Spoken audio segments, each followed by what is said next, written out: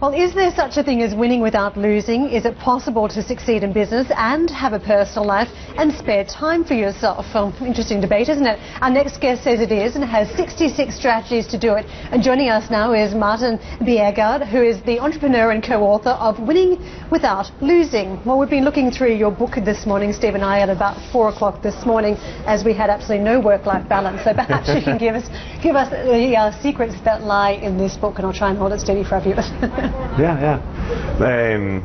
I think it's definitely possible to have a great work-life balance and be extremely successful at the same time. I always felt that, and I went on a journey to figure out, if I was really right. We found 25 role models all over the world who are immensely successful in terms of traditional means of how much money they're making, how big companies they're running, and at the same time they found a way to actually live great lives, where they have time for family and friends and hobbies and that. And it's not like just from Scandinavia. It's actually a lot of Americans. We have an Indian guy, we have a Chinese guy, a couple of Russian guys.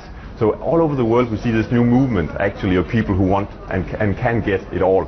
So what is the secret then? What are they doing that, obviously that you're encouraging people to buy the books, you don't want to tell us everything, but just give us the idea. I will tell as much as I can. I think the first thing is that you should set your mind to it, right? If you believe it's possible, it's possible. But also if you believe it isn't, you're also right? Then it isn't. So it's one of those things that you need to make a decision and you need to believe in it. And when that is in order, then you need the strategies, because believing is not enough. You need to have some tactics, some strategies to make it work. And that's why we try to distill the essence of what we learned and put together this book. And I'm also happy to say that I'm living that life myself. It's an ongoing mission, of course. It's never going to be like I'm perfect now and every day is just a complete balance. So what does your average day look like then? Because presumably if you want to be a success, you must be focused, work long hours and commit to making money, becoming a success, being top in your field, whatever the goals are. So that obviously requires usually more than the average 8-hour day.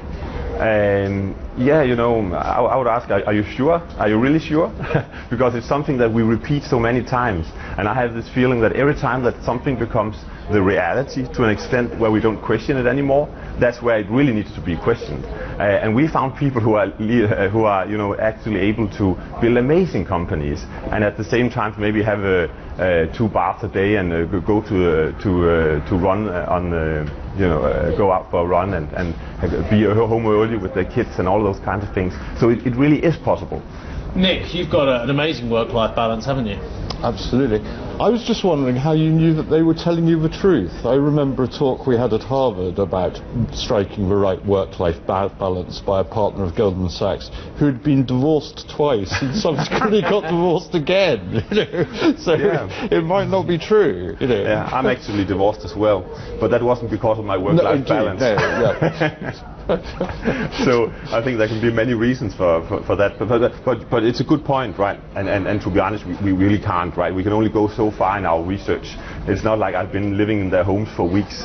Yeah, I think the other thing is, Martin, as well, is that the ultimate goal for many in their work and their employment is to earn as much money as possible. And I'm presuming that a lot of these CEOs are turning around to these entrepreneurs are turning around to you and saying, actually, money isn't the ultimate goal. It's about the life balance as well. So a lot of people's goal is as much money as possible, and in order to attain that, they have to work as many hours as possible, whether they work for someone else or indeed they're setting up their own embryonic business as well. So I guess it depends to a certain extent on what the ultimate goal is for these people. Yeah. The ultimate goal must be happiness, basically. That's my view on it. To take responsibility for your own well-being and be as happy as you can during this life. That must be the ultimate goal, and I see more and more people living that way and thinking that way. And of course, if your ultimate goal is only to make money, then it's another case. But even for people with an ultimate goal of making money, often the way to do that is actually to have a great life, because having a great life is more inspiring. It gives you more energy and actually makes you a lot more creative.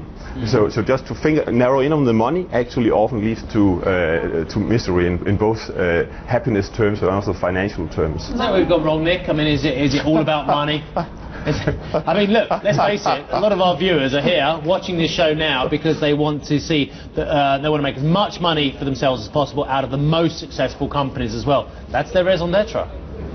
Well, I'm not sure that that's right. I mean, I think that most people are involved in some kind of pursuit of happiness, but it's rather like, you know, European economic growth. It's not really, I mean, everyone wants it. The discussion's about how you get there, surely. I don't know anyone who's set out with their objective as unhappiness, put it that way. I know many people who've set out their objective is money and purely money. That's yes, the culture. But implicitly they must think that that's going to bring them some satisfaction or other, or they're not going to be doing it. I guess. Martin, you've got some pointers here, new ways of doing old things, 5 adjustments with profound impact. Do you want to run us through these?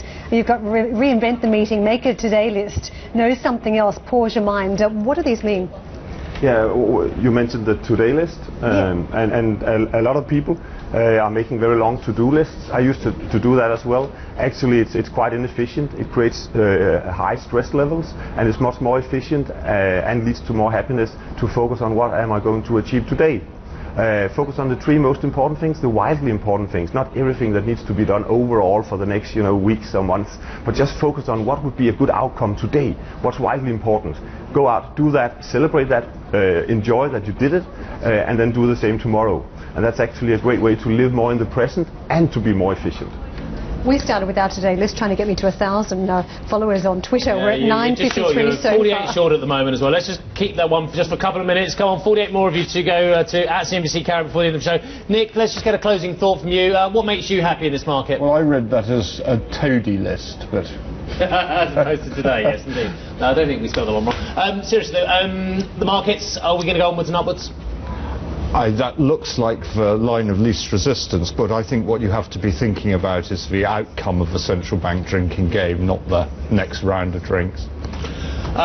Thank you very much indeed for your time today. It's been lovely spending the last 2 hours with you. I hope your work-life balance has been improved by joining Squawk Box Europe. Every day, nice to see you, Martin, as well. Martin Bjergegaard, entrepreneur and co-author of Winning Without Losing.